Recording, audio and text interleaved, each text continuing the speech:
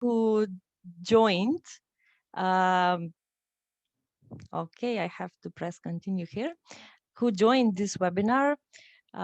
It's on the topic of the reflections of Black Lives Matter movement around the world and systemic racism, and it's organized by Civicus, accompanying the State of Civil Society Report 2020. We have some amazing speakers from different countries around the world. And in order to have great online experience, I will just share the screen so that you could have all the technicalities sorted. So you, as a spectator, as an audience, you are muted. In the participant section, you can change your name and add your pronoun. You can, in the chat section, you can say hello and introduce yourself to the others.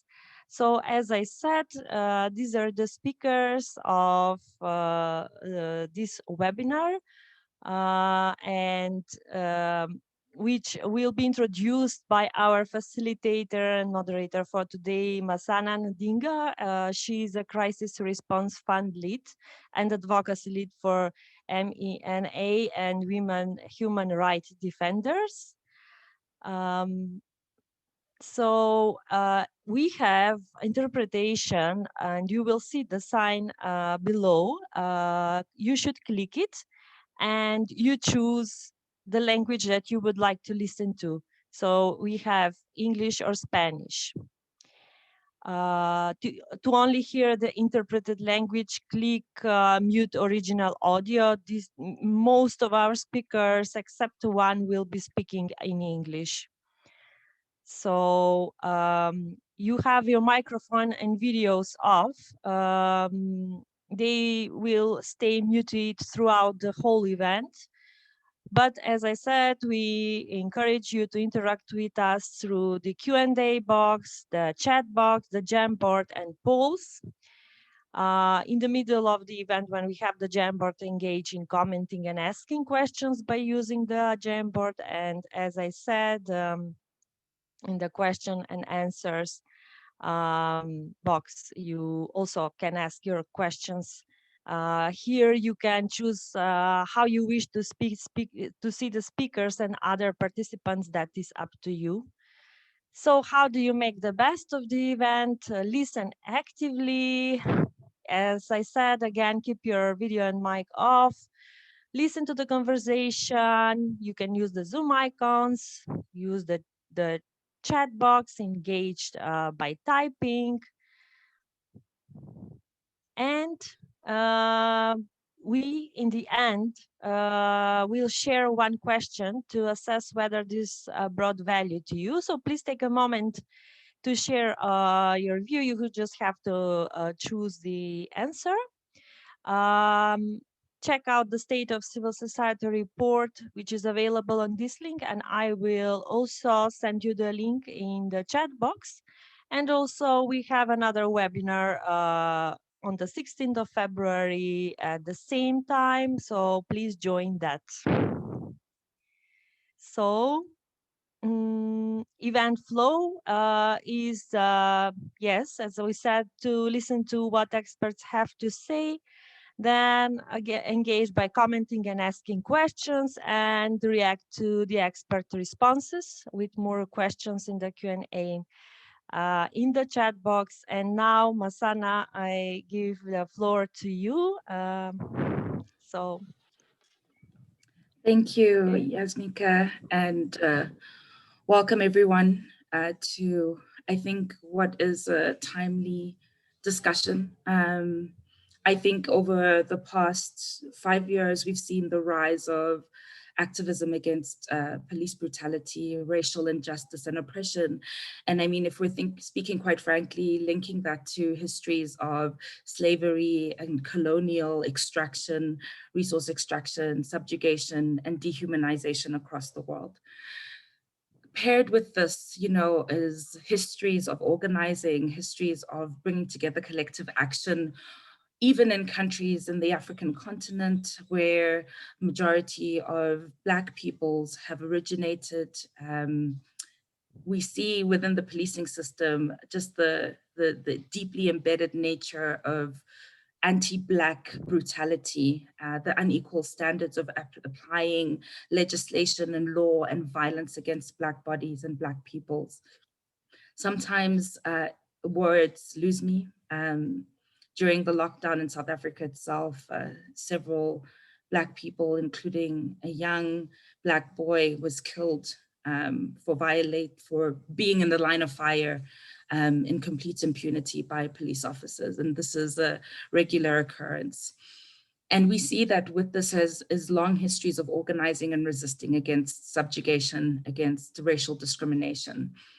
And perhaps in the past year or so, I want to say that the appetite for discussing, for organizing around racial justice has increased. It's definitely become trendy, but we also know that within the hashtag BLM, there's also been an awareness of whose bodies are put online, who is more likely to be killed in the line of fire, to be detained, to have laws and legislation unequally applied against them, violating their rights to freedom of assembly, association, and expression. And the violence is not just physical, it's also structural. And it's intimately linked to the call for recognition of humanity, and hence the saying that Black lives matter in a context where they're so systemically undervalued. So today, I mean, we bring together such a powerful panel. I'm humbled to be able to facilitate this conversation. This is a safe space. Rule number one, I guess I can ask of all participants is, there is no question that Black lives matter. No questions on all lives matter will be tolerated by myself or any of the panelists. Secondly, we want to move the discussion forward. We want to talk about the unequal attention given to the Black Lives Matter protests in the United States, and how the lives of Black peoples in the global South, and even within those contexts in the West, how they're so undervalued, how the media disproportionately focuses on the mobilization and creates sort of differences and inequalities and attention between the US and the rest of the world. And what has it looked like to be in solidarity and organizing? So we're going to be bold and we're going to be brave. And I hope that you, as panelists, you will trust me to contain and hold the space for you to speak freely and openly about these processes and push the conversation forward. Joining me today is, I mean, my dream panel, if I can say that. Just incredibly amazing human beings. For those of the panelists who I don't know, I've done extensive stalking, and for those who I do know, I'm sure fully aware that I'm a big fangirl. So we have David Murillo, who is a professor in government and international affairs at the Externado University of Colombia. Hi, David. Thanks for joining us. We also have Sheila de Carvalho, who is an international human rights lawyer and professor from Brazil. We also have joining us today, Kelsey M., who is a prison abolitionist, organizer and facilitator with Cape and Cradle Community. She's based in London and is a fire activist, and such a privilege to have you here, Kelsey. I'm not sure if she's managed to join yet, but we also have Kim M. Reynolds, who's a Black queer critical media scholar, writer, artist, and poet, who's based in Cape Town, South Africa, and originally from Ohio. And also we have Israel Ogunseye, who is a young Nigerian invested in civil rights advocacy, and he's based in Lagos. He is the pro tem organizing secretary of the Not Too Young to Run advocacy in Lagos. And then also we have the amazing Akolila Notiwala, who is a 2020 Atlantic Fellow for Racial Equity and the former General Secretary of the amazing Social Justice Coalition, which is based in Cape Town, South Africa. So welcome everybody. I'm going to jump straight into the conversation, and I'll ask you to answer as you appear on my screen. So maybe just give us a bit of background about who and what is centered in your work, what is your focus and your motivation, and your history of organizing for racial justice, and the main narratives, challenges, and successes that you faced in your context. Atlolile, can I start with you? Hi, thank you, Masana. I think it's probably because of my name starts with an A. I'm the first one to start. Thank you, Masana, and good afternoon to fellow panelists and everyone who's managed to attend today. So, I mean, this is an important topic and an important discussion that needs to be had, especially within the global South as well. And I just as an introduction in terms of my work, as was introduced, I spent 10 years of my life working with the Social Justice Coalition, which is a social movement that is based in a township called Kailicha, one of the biggest and I think considered to be one of the most dangerous and underdeveloped townships in South Africa. But I think it's also important to note that this is a township within the city of Cape Town in South Africa. And I think I'll say more about Cape Town as a city. And I think it's important to note that when we talk about issues of systemic racism, Cape Town, for me, is the definition of systemic racism. Cape Town as a city is that definition. And this is mainly due, and knowing the history of Cape Town and the history of South Africa, due to the racist legacy of apartheid in South Africa, which continues in this day and age, and which continues to oppress poor and working class Black people. And those are the people that I work with mainly. I work and live in Kailicha, and I've lived in Kailicha for a number of years. And so these are the people that I center my work in. So yeah, I just leave it there as an introduction. Thank you so much, Atlolile. And indeed, I mean, the situation in Kailicha is, I think, really the petri dish of the concentration of oppression that continues 26 years since the end of apartheid. So really appreciate you sharing, more than 26, sharing that with us. Now, I think we can move on to David. David is going to be speaking in Spanish, so for colleagues, please select the English little button there at the bottom of your screen. David, what are your reflections on what motivates your work? Ok, me gustaría dar primero un pequeño contexto sobre Colombia para luego pasar.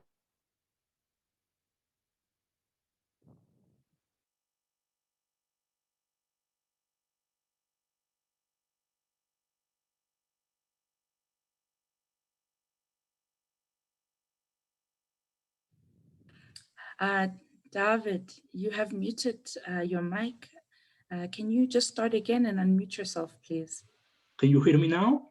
Yes, thank you. Okay, sorry. Estaba diciendo entonces que lo primero que hay que decir es que la población afro en Colombia, los que nos reconocemos como afrodescendientes, somos un 10% de la población, aunque el gobierno únicamente reconoce al 5%. Y esto ya es un problema en cuestión de transferencia de recursos y generación de políticas para nuestra comunidad. En Colombia, como ya ustedes bien saben, ha existido durante los últimos 50 años un conflicto armado y nosotros, las comunidades afro junto con las comunidades indígenas, somos las principales víctimas de este conflicto, de acciones como desplazamiento forzado, masacres, desapariciones forzosas, entre otras cosas. Pese a esto, ha habido avances en términos de leyes que nos permiten reforzar nuestra lucha, por ejemplo, en términos de titulación colectiva. Sin embargo, en estos últimos años, las masacres que son estos homicidios colectivos a líderes sociales y también los homicidios y desaparición forzosa a líderes individuales, ha generado que la lucha en pro de los derechos de la población afro en el país se esté viendo rezagada. Nuestro mensaje es principalmente que defender la vida para nosotros es también defender el territorio, y muchas veces la vida se nos va o perdemos la vida defendiendo el territorio. Entonces tenemos unas luchas bastante duras acá en Colombia, pero bueno, más adelante les hablaré más sobre el tema.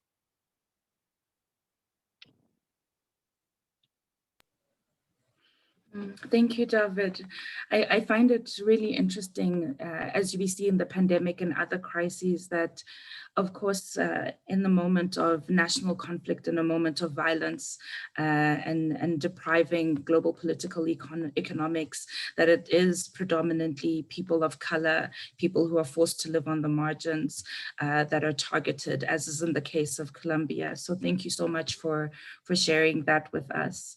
I want to move then on to Kelsey. I mean, you're also in a very interesting context working not just for the reform of the prison system in the UK, but for its abolition. Can you tell us a bit more about your work and what drives you?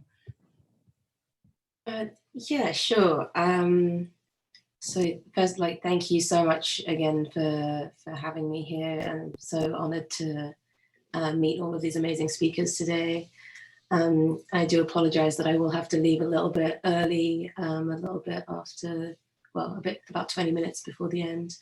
But yeah, I guess I'll share a little bit about the UK and the context that we're working in, because yeah, I've been doing prison abolitionist work for quite a long time. And then obviously this summer, we had this upsurge in protests, specifically calling for defunding the police, which was like a really radical demand that really caught on in a lot of places very suddenly. But it felt like a lot of people who were hitting the streets, like, we weren't necessarily getting the education out there about like, what will this really mean? What will it mean to have a whole world without police and prisons, right? Like, that's a big leap to connect from like your initial anger to like this overall like restructuring of how our society kind of functions. And it's a great starting place. But what it felt like in the UK was that often when we've been doing this abolitionist work, like everyone points to the US and it's like, well, at least we're not America, right? Like that's what we hear about prisons. That's what we hear about police brutality. But the reality in the UK is that, of course, Britain's role in empire, in creating these systems very much in the first place, is something that we really need to be educated about. So we've been doing kind of more of that political education to really make those connections, not only to see like the realities of racism on the ground here, the fact that young Black men are being stopped and searched at some points like 40 times more than their white counterparts in parts of London and things. You know, they're experiencing, we have like more disproportionality in our prison system than in the US in terms of the number of people of color who are incarcerated, because Britain overall is a very white place, and the fact that our prison system has so many people of color in it when we're a very small population really speaks to the levels of that systemic racism, right? But more than that is that we have like the Caribbean population here, or people with Caribbean heritage, is quite large, and a lot of us are having to learn more about the realities that actually the prisons that were first built in the Caribbean were built by the British, right? That the policing system we experience here in Britain is was originated like in the colonies, and so we're trying to take this really anti-imperialist view first. And yeah, I'll stop there. But there's a lot going on here that I could chat about, and hopefully we'll get to. Yes, completely, Kelsey. Thank you for that. I think what you've said is really interesting and really helpful in how the limitations of imagination are even framed and monitored within the current capitalist extractive system, right? And so imagining a world without a policing system, for me, is completely revolutionary, and I can't wait to hear more. I know we're powering through all of this. I encourage you all to stalk our speakers online. Their work is out there. They're incredible. If they can just pop into the chat box, maybe their Twitter handles as well, that would be great. Let's move to Sheila. Hi, Sheila. Can you also maybe just tell us about the work that you've been doing in Brazil in organizing and defending not just human rights, but Black justice and dignity? Thank you, Masana. Hello for everyone. I'm very glad to be here today talking with you all. Sorry, because my English is a little rusty because I don't speak English like 2 months. But I'm from Brazil, and as you must know, Brazil is has a major Black population. We are 52% here in Brazil. And besides that, we are in most of the situation of poverty, and we are the most people killed by the police, like 80%, and we are the most incarcerated people here in Brazil. And now we have this situation related to COVID pandemic that brings a lot of concerns about economic issues, and we have now the return of hunger here in Brazil that affects most our Black population. So what you're doing here is trying to create a community. Is trying to work in community. I'm from articulation here. There is the Black Coalition for Rights. What do we do? What we did in a situation that we have our Trump here, our president Bolsonaro, that is a racist and wants to kill Black people and talk about this openly. Black movements and Black organizations that didn't work together so well in the past, we come together in these articulations to make political actions and to take care of our communities. Because the situation we have here today is a total lack of support of institutionals, of the government. So we are on your own. So what you're doing, what you're trying to organize, it's these systems of support to our communities and to fight for public policies that could attend these major issues that we live in today. That today we don't have only the issue related to institutional violence, related to police violence, related to mass incarceration that was our concern since the beginning. And now we have again to fight against hunger, against the poverty, and for our lives, because Black people are being more not only economic affected by the pandemic, but also the health. We have the major population that was dead by COVID in Brazil was the Black population, and Brazil is the record in COVID deaths. Only besides United States, we are the second country in the world that has the most death by COVID, and most of them are for our Black community. So this is some of our concerns for now, Masana. Thank you. Thank you, Sheila. And indeed, I think what's interesting across each of these cases, right? You go anywhere in the world, what you systemically see is poverty, hunger, higher cases of incarceration, arbitrary arrests, intimidation by police, higher levels of death by COVID. This is not a coincidence, right? This is by design. Kim, I know you also have a lot to speak on this topic, and we're just doing introductions around what drives and motivates the work that we do. Can I go to you now? Yeah. Hi, everyone. Thank you so much, Masana, for all your facilitation and all the time and thoughtfulness behind it. And I'm also very, very happy and honored to be on this panel of really cool folks, some of whom I think I recognize. But yeah, I'm Kim. I would consider myself, I guess, a critical media scholar, a writer, an artist, and a cultural worker, usually working from a Black queer feminist lens, an anti-imperial lens. And the work that I do is kind of split across like arts and politics. But I think what's relevant for the talk that we're having is the work that I do with a coalition called Our Data Bodies. And Our Data Bodies is a US and South Africa based organization. I'm from the US, born and bred in Cincinnati, Ohio.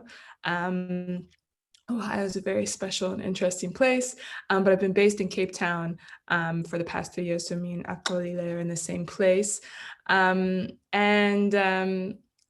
same city. Yeah, Our Data Bodies looks at how technology reproduces racism, that surveillance and all these things that are kind of passed under the guise of innovation are actually further arms of white supremacy and further arms of policing. And so a lot of the work that we do at ODB is research as storytelling as research. So we've done kind of long 4-year project of doing 250 interviews with people across the US, asking simply, how does it feel to be watched? What does it make you feel like that your housing may have access to your policing records? And from those kinds of nuanced, like those kinds of conversations, those really intimate discussions about feelings really allows us to produce nuanced and accurate, research. So much of the tech field is oversaturated with critiques of racism and homophobia and transphobia from people who don't experience those systems at all. So our coalition, which is co-led by 4 people of color and Black people, we try, I think our insight and our ability to think about this based on our experiences and the experiences of the people that we're in community with kind of gives strength to our work. But there's so many overlaps between the US and South Africa, particularly in the tech world. When you think about something like ShotSpotter, which is gunshot detection technology that's been deployed globally. It's an American technology, but it's essentially microphones that are supposed to detect gunshots. And so the city of Cape Town, for example, spends 12 million Rand a year on this kind of technology, deployed in only one place in the city, which is the Cape Flats. And it's just a one, and it's resulted in maybe like 9 arrests in total. So it's not only like reproducing this idea that we need to over police places, but it's also just spending exorbitant amounts of money when I would just wonder what that money could do directly going to a community. And the same kinds of things happen in the US. We see it deployed in Columbus, Ohio. It's resulted in false arrests targeting Black communities and Black people. So yeah, a lot of the work that I do is kind of thinking about how to move towards abolition, but also think about imagination. I think one of the best kind of guiding ethos that I think about a lot is is a quote from Ruha Benjamin, which she talks about imagination being a terrain of struggle. So knowing how to critique these systems, but then thinking about how do we get closer to abolition? How do we get more free? Yeah, that's incredible. And really hoping that we can learn more about Our Data Bodies and the work that you've been doing, Kim. Thank you so much for sharing that. I think this imagination and the constraints on imagination is critical. I see a lot of parallels between what you've said and what Kelsey has said. So I look forward to learning more about that. Okay, and then very quickly, also then handing over to Israel. Israel, how are you? Can you tell us maybe just very quickly about your context and the work that you do? Yeah, good day, everyone. It's amazing to be here.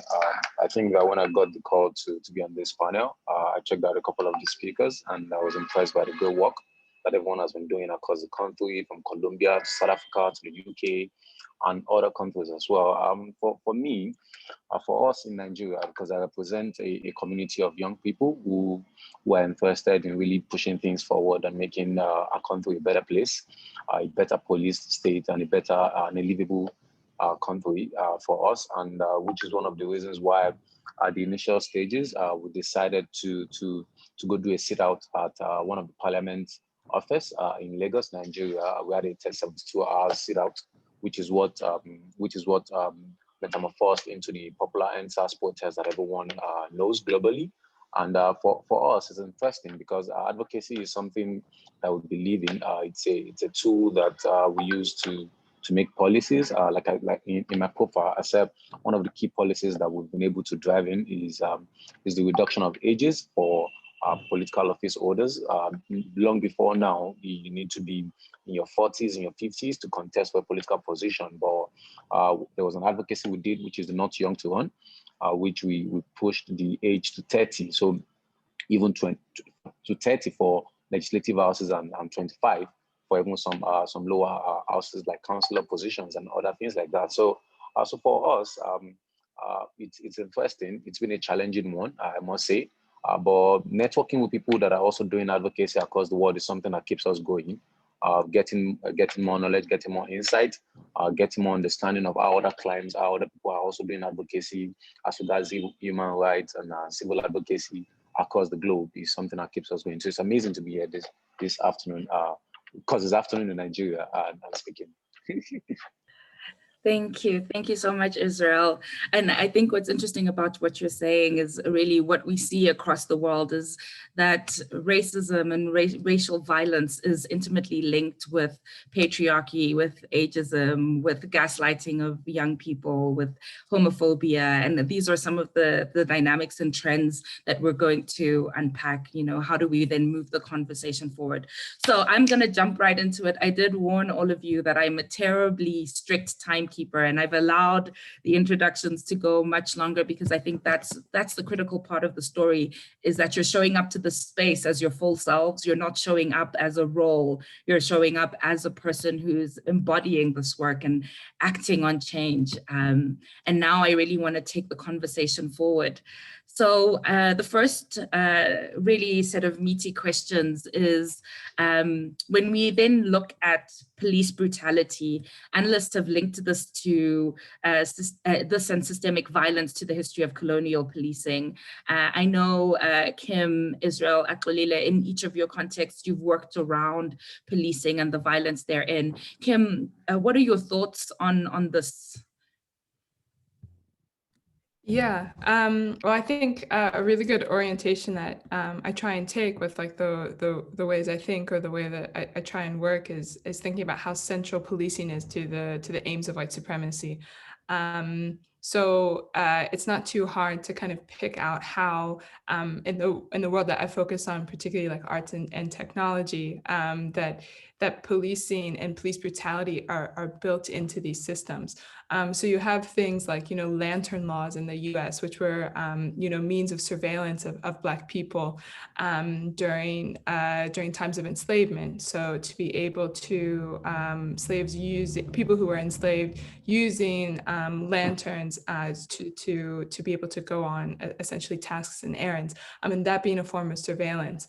And then you move through the US history and you find these same kinds of iterations within Jim Crow. You have all these different kinds of clauses that not only relegate Black people to being second-class citizens of a settler colony, but as well as prohibited from even participating in basic forms of society.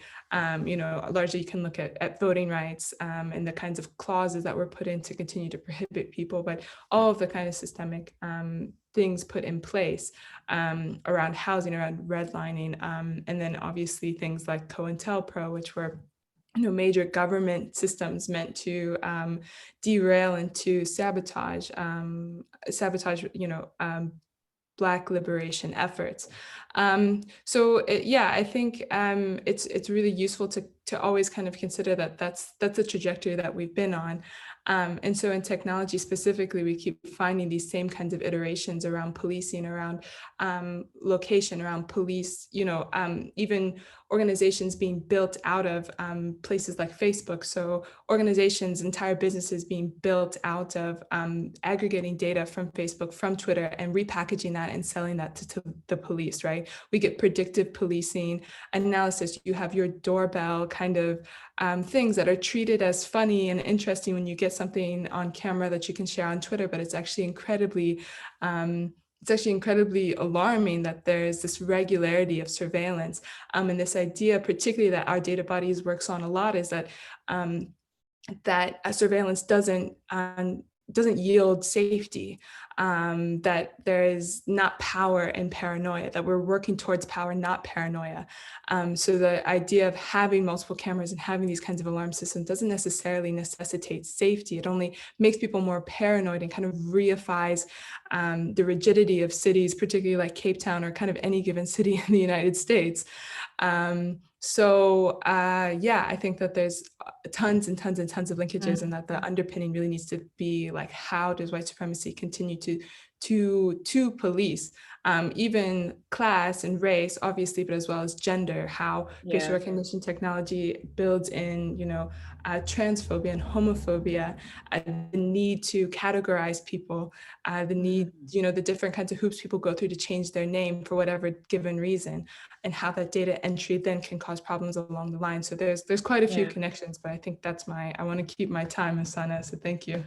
Thank you, Kim. And I know when I switch off the mic, I could listen to you all speak forever. I'm not lying. I do have instructions just to be strict. But I think what you're saying is really powerful, particularly when you look at the US government, even with the so-called liberal regime at the moment and the expansion of policing under Obama, there is a systemic problem, right? And Akulile, even in the case of South Africa, under a liberation government, we see the continued structures and patterns of oppression, much like in the United States. I wonder what your reflections are on that. Yeah, thank you. Many would be aware of the history of the South African police and during apartheid in terms of its brutal nature. And we have a so-called South African Police Service now, which was changed from a police force, which for many Black people is still a police force because of how it still operates. But to agree with Kim, more than just beyond South Africa, we know that policing as a system exists to protect and defend capital and white supremacy. And it has done that throughout historical trend that continues today. This was inherited by what we now have a democratic government. And majority of people that you would see that are the police or the policemen or policewomen are Black people. But the system in itself is a system that exists to defend white supremacy. You saw in where white people were protesting so that they can go to a beach. And the treatment that they got from the police, where the police were smiling with them, were engaging with them. But for Black people who don't have homes, for Black people who are evicted on a daily basis, should they protest, they are met with the barrel of a gun. We know Marikana, we've seen even now during lockdown, many people who have been evicted and shot at by police and killed. And so that shows and tells you who this system exists to protect and defend. Completely, Akulile. And I know you work with Sarah, and her experience of occupying a house in Camps Bay as a queer activist and being instructed alongside the coalition was really that the property rights of the people who owned this vacant property and lived overseas were greater than the safety of Black queer activists, and they were forced really to vacate. So again, you're right that the intersection between capital, race, and privilege and policing are all one and the same, even in a so-called progressive constitution. Israel, I mean, I think the case of Nigeria versus South Africa and the United States is very different, right? South Africa obviously being a former settler colony under apartheid, Nigeria really being one of the first countries to gain liberation, still facing this massive police brutality and intimidation. What are your thoughts on the links between this and the history of colonial oppression? Okay, so I think it's important to establish some key facts, and some of these key facts is that when the colonial masters left the country, for us in Nigeria, we found out that we transitioned into military administration and military rule, and during the military rule, there was a lot of use of force and oppression from the military men. So. And this has actually built a culture, built a system, built a society where the people are afraid of the military, and by the military I also mean the police. So which is the police is also a civil organization, which is like the closest to the people. So interestingly, what we found out is that from history, the colonial masters, having treated the Nigerian people unfairly and with oppression, with force, they passed down that mode of oppression, that mode of treatment onto the military leaders, the military administrators.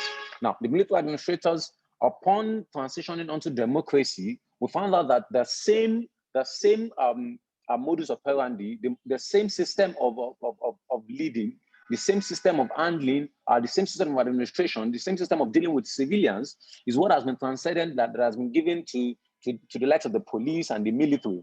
And so we find out that the average policeman sees a young person or an adult who is not a police, who isn't in the police, as someone that he can oppress because he is wielding a gun. And the interesting thing is that, and I say this, that a lot of us, for us in Nigeria, when I trace it back in history to what the colonial police was structured like, the colonial police in Nigeria, they were not gun-wielding police. They were stick-wielding policemen at the point. So at that point, there has been a mismatch from transitioning from colonialism onto the military administration and now onto democracy. So the thing is, as much as you can link it, I would not say that it is directly linked.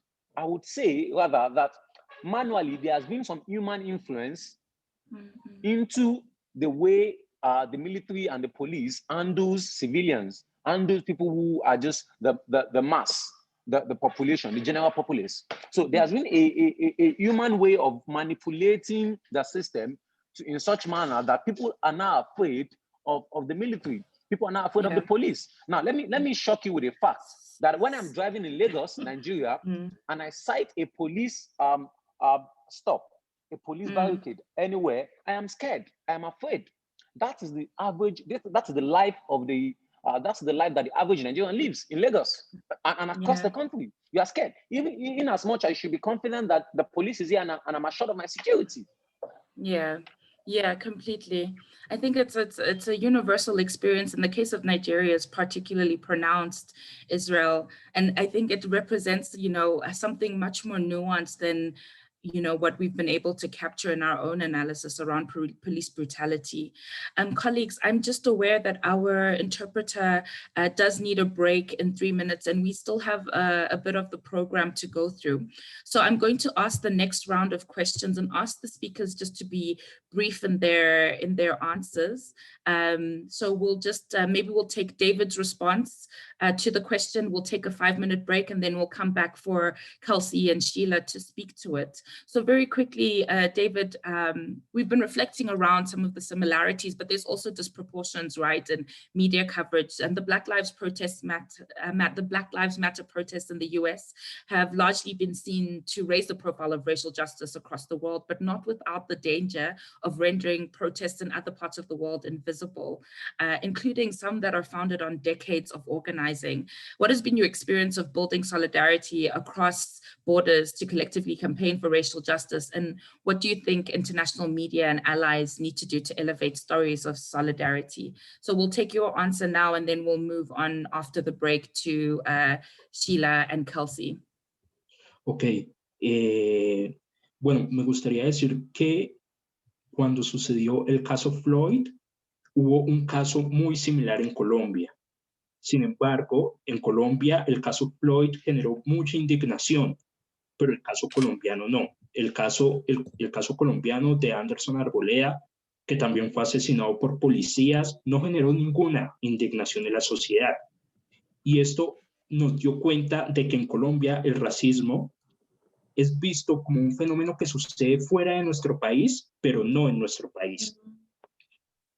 Y esto es una problemática bastante grande, porque si desde Colombia nosotros no aceptamos, o las personas no afro no aceptan que hay racismo, pues nunca se va a eliminar esta problemática. Y la violencia policial contra las personas afro nunca va a ser atacada. Entonces, este es como uno de los principales retos que nosotros tenemos. Desde el punto de vista de los medios de comunicación y la media internacional, nosotros consideramos que debemos empezar a tejer más redes transnacionales de trabajo que nos permitan evidenciar cómo lo que está pasando en Colombia lo que está pasando en Colombia en términos raciales. Y en este sentido, demostrar tanto afuera como adentro del país que el racismo realmente sí existe y que debemos tomar posición y debemos generar soluciones no solamente desde el punto de vista político, sino también social, y dar cuenta que el racismo no solamente es un fenómeno que sucede en los Estados Unidos, sino también en Colombia y en Sudamérica y en Latinoamérica y en todo el mundo.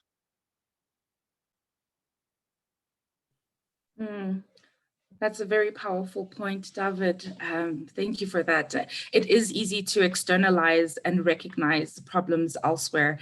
Much like in apartheid South Africa, donations were being made to other African countries for young Africans who needed help with education, with food, but the hunger and starvation on our doorsteps is so much harder to acknowledge, and that's a real crisis, and I value that observation. Colleagues, we are going to take a break now. So I'm going to hand over to Yasminka. I think we are going to ask people to engage with the discussion thus far on the Jamboard. Yasminka? Yes, you are right. So I'm copying the Jamboard link in the chat box. You can also ask your questions in the questions and answers box, in the chat box here, in the Jamboard. At the Jamboard, you can type a comment or ask a question there. The ones that follow us on Facebook, they can also ask their questions in the comments there. So we are having a 5-minute break for that. Okay, see you in 5 minutes. Okay, thank you, everybody. See you in 5 minutes.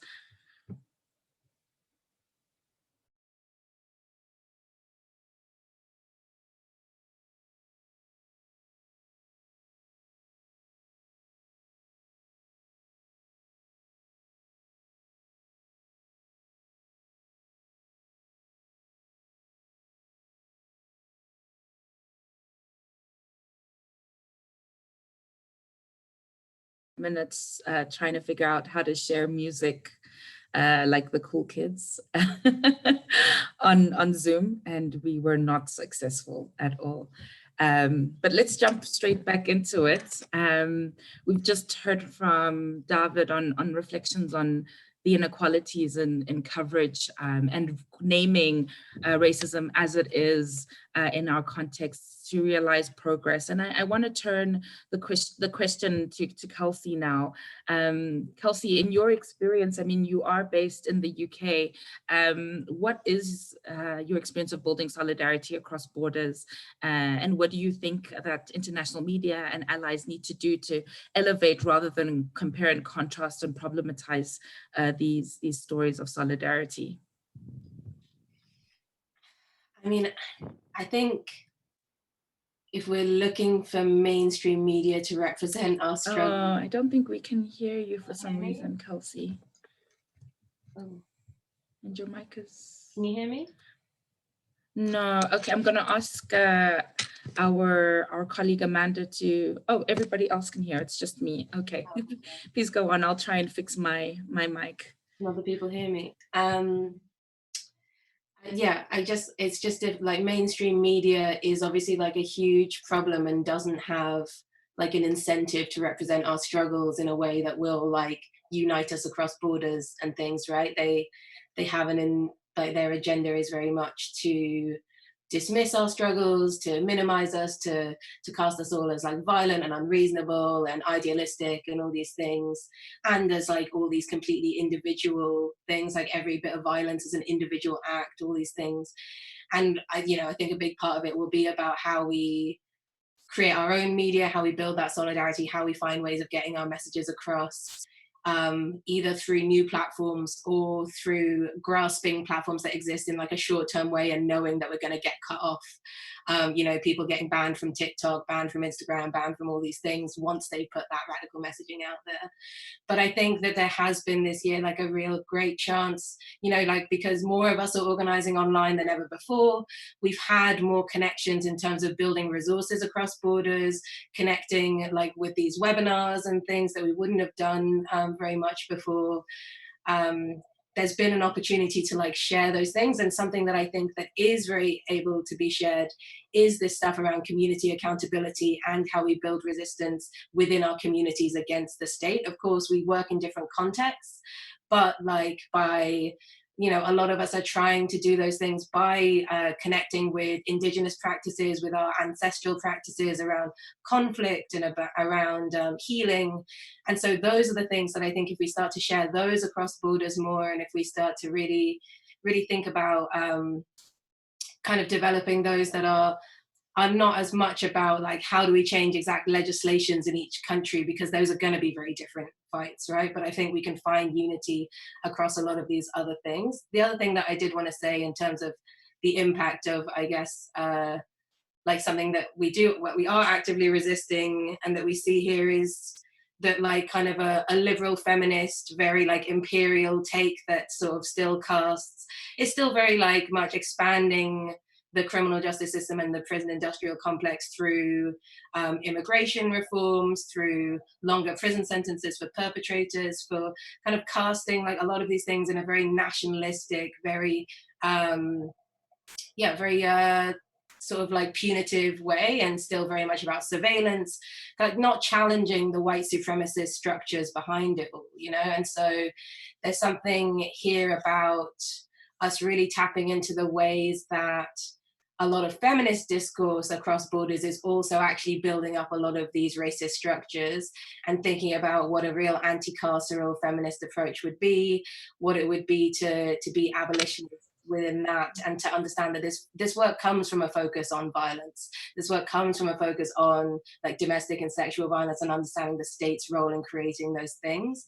And we cannot do that unless we're working across borders. So yeah, I kind of wanted to introduce that into the conversation as well. Yeah, thanks, Kelsey. And I know that of your work, that is really foregrounding. I mean, even in the ways in which intersectionalism can be applied as a tick box approach, and that there is, I like what you've introduced into the conversation around sharing Indigenous practices of healing and community care, right? And being held up by the collective across borders is critical, but also because the capitalist extraction requires that no one rests, even the activists. And so thank you for inserting that as a critical form of solidarity. I want to turn to you, Sheila, and your reflections on this in the case of Brazil, where activists have been killed en masse for their work. What does global solidarity look like in the case of Brazil?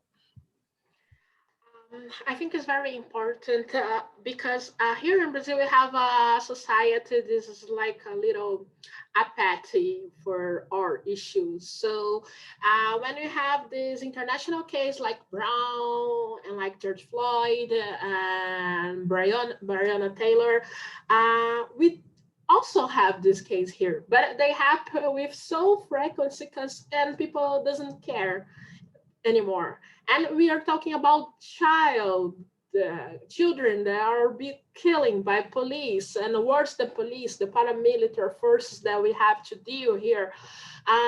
And the international community is a space that we are finding some caring about these issues. So these connections we are doing now, connecting movements, connecting organizations, using more the international human rights systems that we know that is not so effective, but it's important to create awareness about these situations. Probably we all heard about the Marielle Franco case that was adapted here in Brazil, that was killed by these paramilitary forces. And if it wasn't the international community creating a big case of this, probably would be a case that will probably be forgotten by now. And each year we remember, now it's 3 years that we don't have an answer of who killed Marielle Franco. And we can count with the international community to create this mark and start to reivindicate policies for Black deputies that is in the same situations, considering this network of support that we have in the international community. So I think it's very important. I think it's important to create these connections and do what we're doing now to talking about these issues, because as you said, the first, Masana, we living apart, but we live in similar problems, and we all suffering the effects of structural racism, each one in your country. But when you put together, we live in the same thing. And what we are trying to do is speak up about what we call Black genocide, and that is not only a Brazilian situation, it's not only a United States situation, it's something that we all Black people live in a global situation. So I think it's important we, more than the connections we do in our countries, in our communities, we amplify that for all the African diaspora and trying to connect with the African actors also, and put it a strategy for our struggle, because we are talking about the same problems. Yeah, thank you so much for that, Sheila. And I think it's an incredibly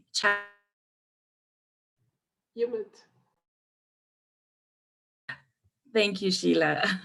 I was just saying what you've raised is really that it is incredibly challenging operating in a context where the experience of Black people dying and being killed is not a public priority, and that there is solidarity in international spheres, right? And you've said something really important around not just knowing the names of activists, but following through on accountability in global campaigns of solidarity. And that is what is critical, you know, putting the pressure on to ensure that there is no more impunity. And I don't know what the answer to that is, but I think what's been really encouraging for me in discussions is the realizing that there is a progressive realization of racial justice that includes an acknowledgement of addressing racism can't be achieved. Like Kelsey said, we can't address this violence without talking about LGBTI, ability, gender, class, justice, rights, fat phobia, transphobia, all of these issues meet one another on the sites of bodies of the most marginalized. And I want to push this question back to Kim, which is in your campaigns, in your work, how have you integrated, I think, this holistic approach, this new imagination of what is possible for racial justice? What does that look like for you? So Atulile, can we start with you and your work that you've done?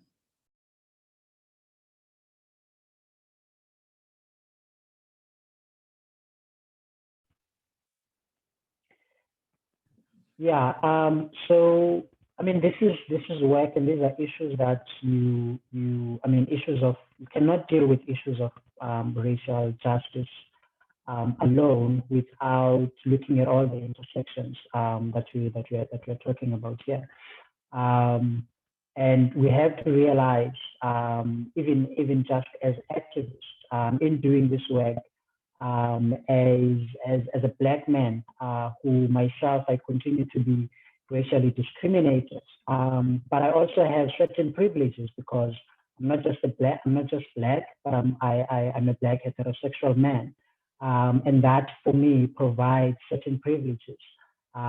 So these are issues that in our work I mean, it at times becomes very difficult, critical to deal with, but very difficult in that we're talking here again. We're talking about police brutality, and in communities where we live, where there are high rates of sexual violence, and just high rates of crime in general.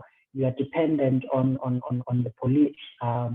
But for me, importantly, we need to start to have these conversations, looking at the context of South Africa, of course, but we need to start to have these conversations around police abolition. But as men, in my case, we cannot necessarily, again, these are issues that police cannot deal with, because that's dealing with the after effect when you're talking about issues of sexual violence and rape.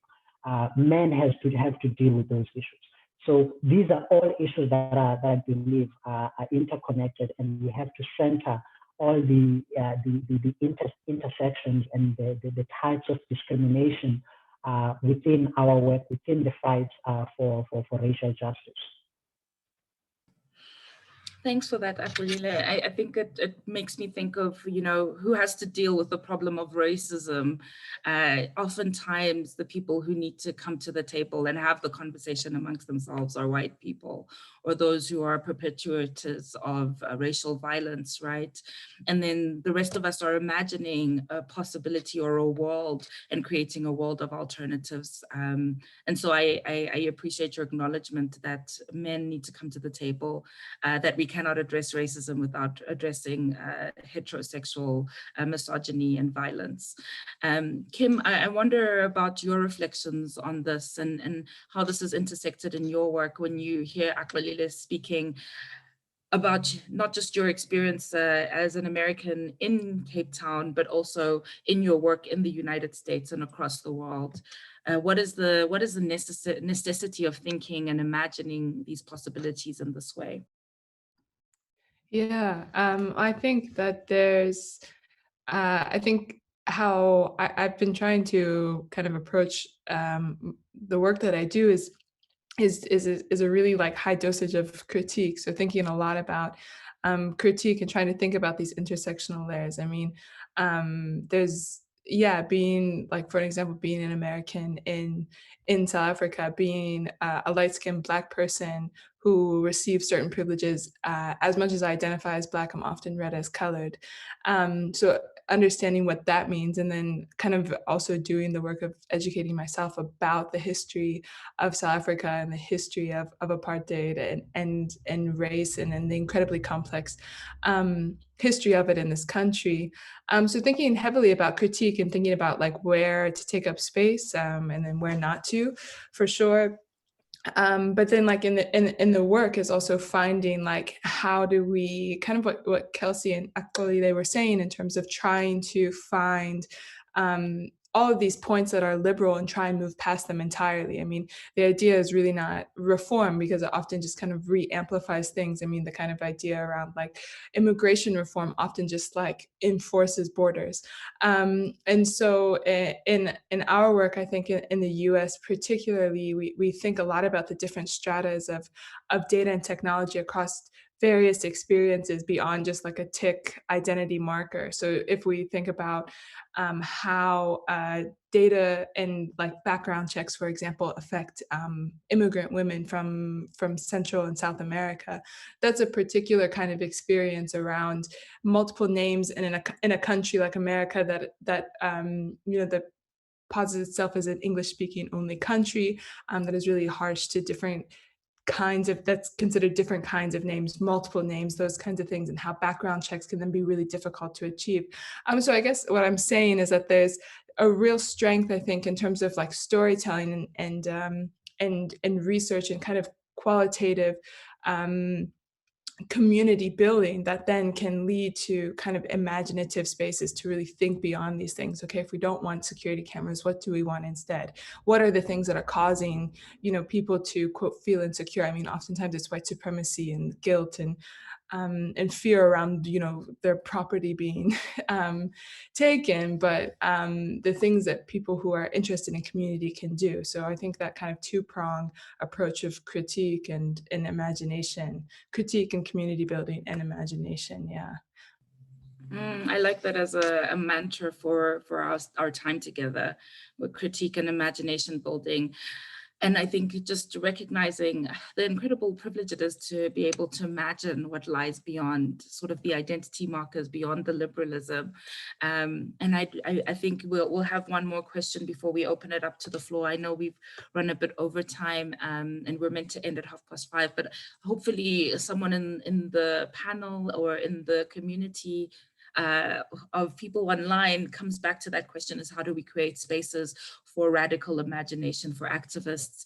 Sheila, Kim has spoken really to, I think, the experience of people who are migrating to the United States or across borders, even within Central and Latin America and in Southern America.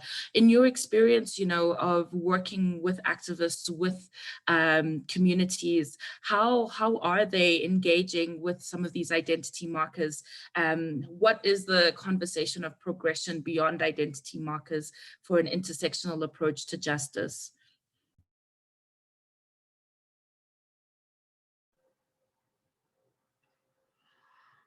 I think it's difficult now because it's multiple identities. I think we had, as Brazilians, we have a problem about Black recognition. So for most of our history, they try to erase our identity. So this movement as recognizing as Black persons, as a Black human being, it's kind of recently. Besides, we had all the Black movements in our history putting this fight, this struggle about recognition.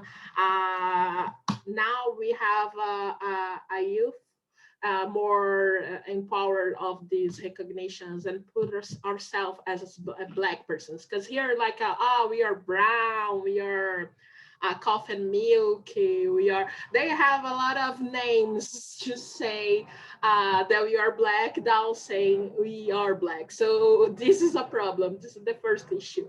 And when you're talking about this American contest, we also have difficulty to recognize ourselves as Latin American. Because as Lélia Gonzalez said, and I remember her today because yesterday was her birthday, and I was reading this, and she was saying that we are a Black Latin American person. So we have to put these identities together to establish our placement in our struggle to resistance. And then when you're talking about the United States, it's different, and we experiment a lot of things in common with our Latin American people, not only Black people, Black Latins. It's difficult for me to say because we have different realities. And when in the United States, they say Hispanic, and maybe they're talking about Brazilians, but as Brazilian, we say Latin Americans and we say Brazilians. So sometimes it's a little bit different. I think, Danielle, you agree with me because we have this difficult. And we saw a Latin American that see themselves as Latin American and are Brazilians. We cannot be able to do that. And so So I think this is a challenge. And when you're talking about this experience about being a human rights defenders, being a defenders in this fight, having these difficult across borders that are close for us, I think that these recognitions could really help us to put these identify marks in our favor, not against us, that is as common being put on. Yeah, thanks for that, Sheila. I think that's really interesting because there is a valuable process in self-identification, but oftentimes you're right, it can be used to exclude rather than to include. And what does the use of identity markers mean for cohesion and collaboration in multiple contexts and recognizing nuance, right? So to say one is Black is not just one thing. And a lot of the oppression has stripped away that nuance, even in the claim for rights and justice. So thank you so much for elevating that nuance for us. We're going to turn to our last round of questions here, which is around imagining the future. We've heard from our panelists. We only have one. Oh, we have more questions on the Jamboard. I'm sorry, I thought we only had one last time I checked. But we're going to turn to David and to Israel. What do you think in your context, right, is needed to sustain the pressure to meaningfully address racial injustice and discrimination? What would you say is needed? Can you come again with that question, please? I didn't quite get that clearly. Sure. What do you think is needed to sustain the pressure in the fight against racial discrimination in your context? And since your mic is off, Israel, shall we start with you? Okay, so for me, the very first thing I'm going to say is we sustain the pressure. Conversations like this holding globally is something that is very key. I'm an advocate of talking about the issues that we do have as a nation, as a people, as a continent, and as one of the same planetary space that we occupy together. So let's keep up the conversation. Let's keep engaging the leaders as much as possible. We still had a sit down with the leaders of the country last month to discuss some of these issues and really institute policy. Policy making is another key thing because I believe so much in legislature and executing this legislation.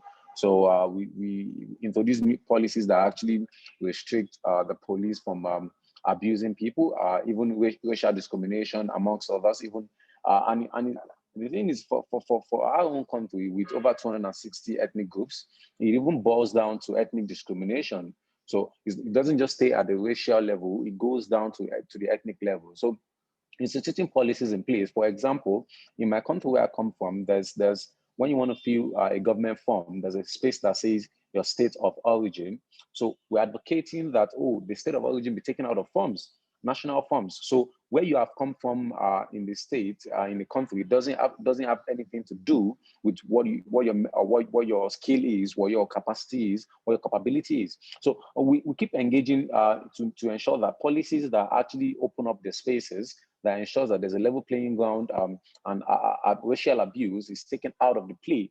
And there's a common ground for everybody to come to the table. It's important to push for this as much as possible and achieve this. Thank you so much, Israel. I wonder, David, reflecting on that and in your own context, what do you believe is needed to sustain the pressure? Yo creo que se necesitan tres cosas principalmente.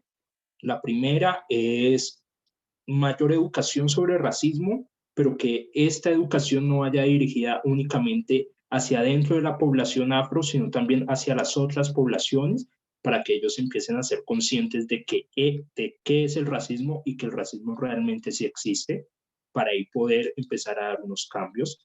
La segunda es seguir trabajando en estas redes transnacionales de trabajo, valga la redundancia, como la que nos convoca hoy, seguirnos articulando entre los miembros de África y la diáspora africana en el mundo.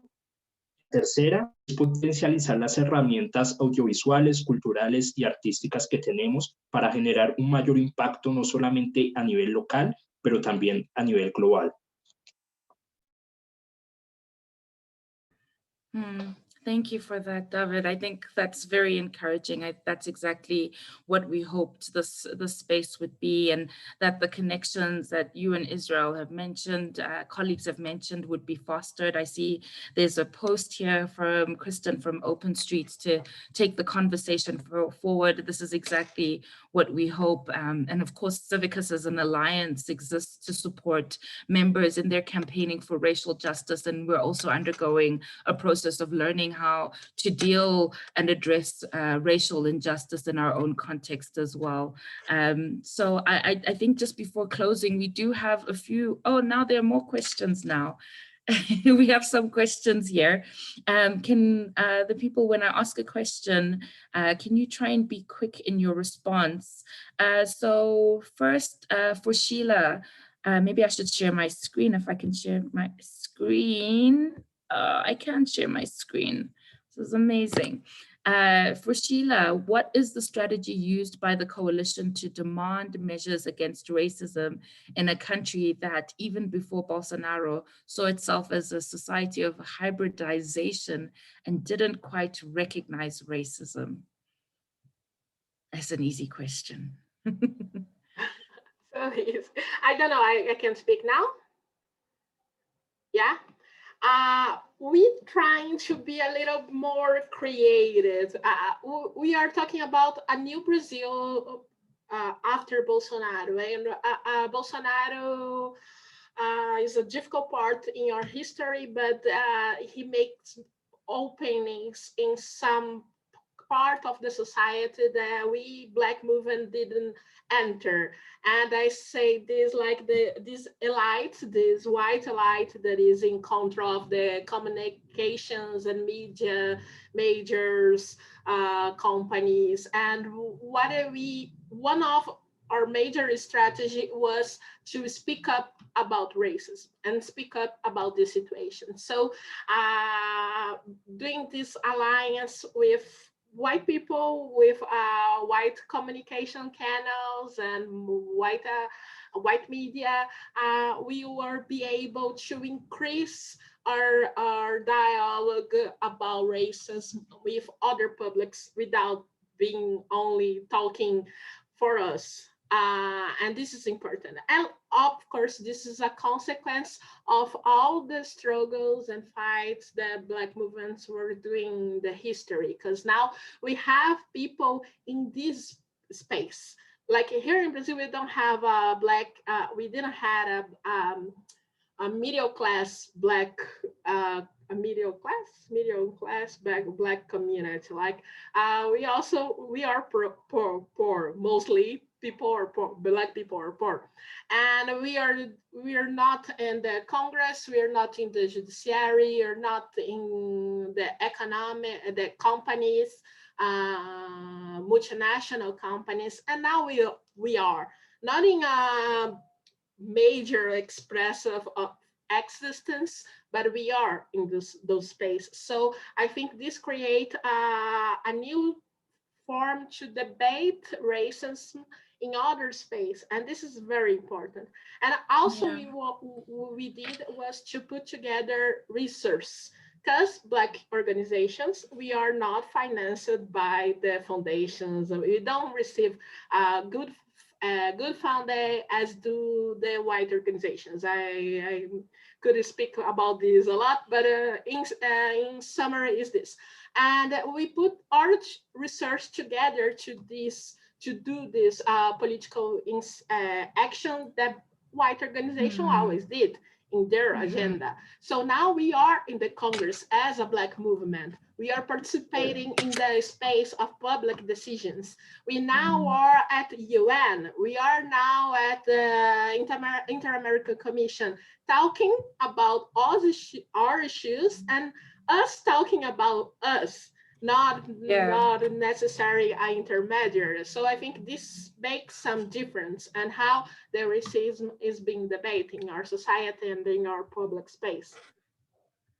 Thank you so much, Sheila, for that. That's a really comprehensive question and a whole webinar on racist funding, but that's another conversation for another day.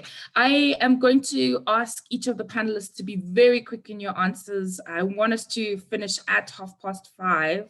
So I want to quickly, I don't understand the question over here on instructional injustices happening everywhere in the world. Which policy are they using to tackle and reduce it? So maybe we'll come back to that. Can we go to, I think, David, you started to speak about this. What does a space to imagine the change we want to see look like? Any good methodologies or success, maybe no successful examples because we don't have time, especially as you were referring to thinking about identifying and naming racism for what it is. How do you affect change successfully? Any methodologies? Ok. Yo pienso que en mi contexto, desde el contexto colombiano, hay que empezar desde las bases. Y con esto me refiero, y lo repito nuevamente, y es empezar a discutir no solamente dentro de las comunidades afro qué es el racismo, sino también hablarlo con las otras comunidades y empezar a generar conciencia sobre qué es el racismo, para luego ya empezar a generar unos diálogos entre las comunidades y entre el sector público, y así para luego pasar a generar una especie de políticas públicas que vayan en contra del racismo. Aquí en Colombia tenemos varias leyes que van en pro de las comunidades étnicas, pero estas leyes se quedan en el papel, porque a la hora de la verdad, en la acción no se genera ningún cambio. Entonces necesitamos también como pasar de las leyes a la acción real.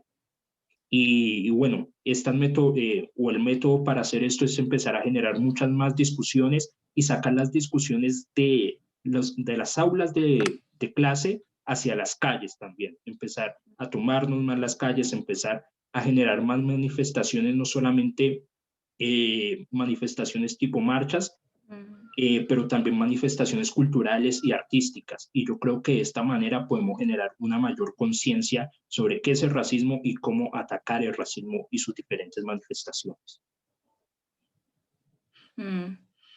I think that's a call to collectively organize. Thank you for that, David. And I'm going to move through these quickly.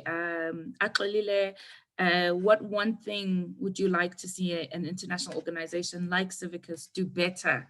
I know you have a lot of thoughts on this to support these issues. I mean, I think it was similar to the discussion that we've had around the role of international media. I think the role of also international organizations is important in not only recognizing that there are community organizations that exist and do this work on a daily basis, but to be intentional in supporting that work, and be intentional in supporting those communities and those people that are leading the type of work. And I think just as a grouping or as activists or within our organizations, we need to look carefully into the type of language used in our own spaces, but also the media uses. And I'm talking, for example, like it's sort of become acceptable that people would be called illegal immigrants. And that's very problematic because as soon as you introduce the term illegal, and this is the same that happened with illegal protest, then you are triggering the police. So that's something that's very important in the language that we use in our own struggles, and the language that we use in the spaces that where we are in. That's really powerful. I really hope that you can also, but this is the thing, we can't expect that our partners working at the coalface would be our teachers, right? And so also resourcing that knowledge and that exchange of knowledge to ensure that we're equally accountable is important. Thanks for that, X. We are over time, but Kim, you have 30, you have 30 seconds to answer this incredibly easy question, which is, I'm sure you've read it. You know, what are the implications for this data surveillance on, for example, the World Food Programme's iris scan technology to provide assistance to Syrian refugees? I don't know if you know of the case, but what do you think in your work on our data bodies would be the implications, if you can do that in 30 seconds? Sure. I think just really quickly, I think it presents a case around needing to be critical, particularly of like the NGO kind of sector that relies a lot on like neo-colonial processes to like continue to monitor and surveil and keep people dependent on certain kinds of needs. Our data body's kind of approach has always been training trainers, so training other organizers, as well as publishing a lot of work. So I think our kind of response and our approach has always kind of been based in that kind of output, but does present like a really important departure point, another iteration of colonialism that can be quite detrimental. That's already kind of, you know, a problem that's kind of created through imperialism in the first place. Yeah, it's funny. Deal with the root causes of capitalist extraction, and then let's talk about holistic innovation that's based on humanity. Thanks for that, Kim. And then very quickly, Israel, wondering, I think in the case of Nigeria, of course, with police brutality, basically would gun reform make a difference because conflict resolution would need to shift in cultures of the police force? So taking away or reforming laws around access to guns. Do you think that would make any difference in the cases of police brutality? Although quite a number of people have called for, am I loud and clear?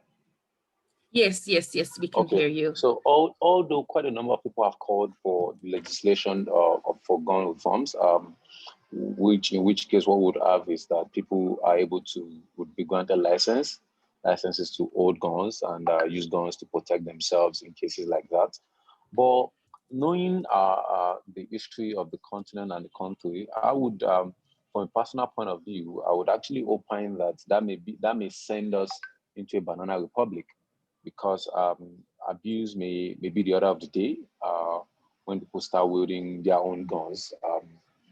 Although a lot of government agencies are now keep getting licenses to wield guns. But so I think that more control just needs to be exercised in terms of the police. More training needs to be done in terms of the police as against legislating people to wield guns as individuals for Nigeria. Thank you so much for that, Israel. And I think what's been clear, what I've really taken away from the discussion, and this is me wrapping up, is of course, we're beyond crisis point. It's beyond a matter of life and death now.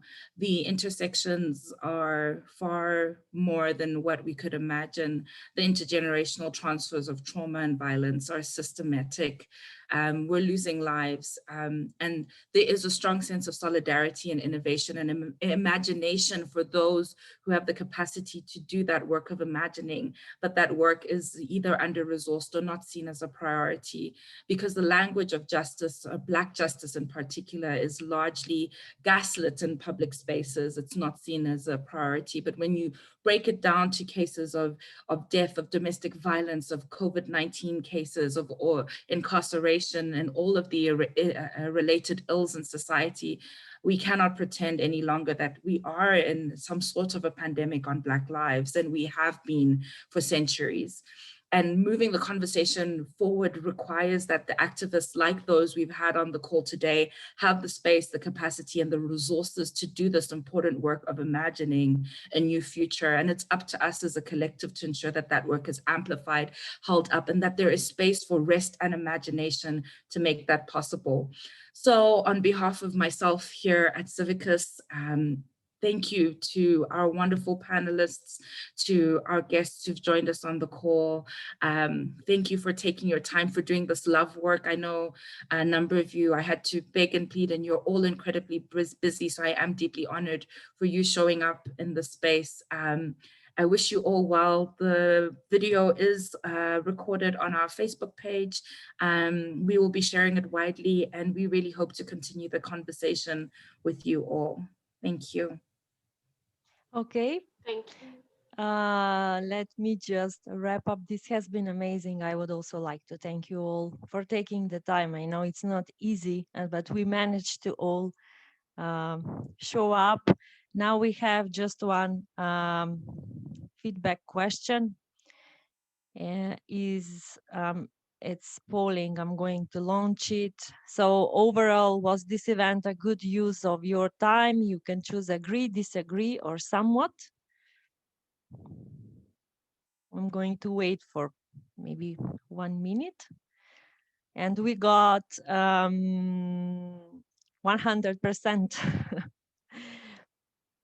that this was a good use of your time.